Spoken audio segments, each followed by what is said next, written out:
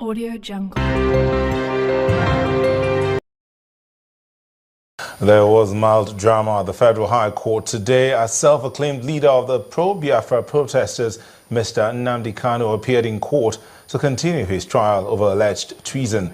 Mr. Kanu engaged in an argument with some prison officials over the use of handcuffs, which he wore into the courtroom. Mr. Kanu initially refused to allow the prison officers take up the handcuffs, insisting that the presiding judge must see how he was brought in. He eventually allowed the officials to take up the handcuffs before trial resumed. Mr. Kanu faces allegations of treasonable felony.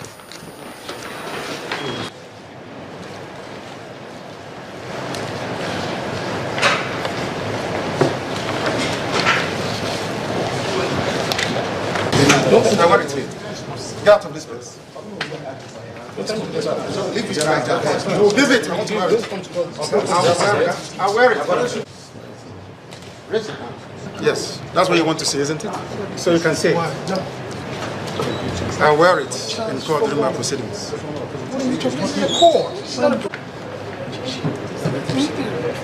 Come here.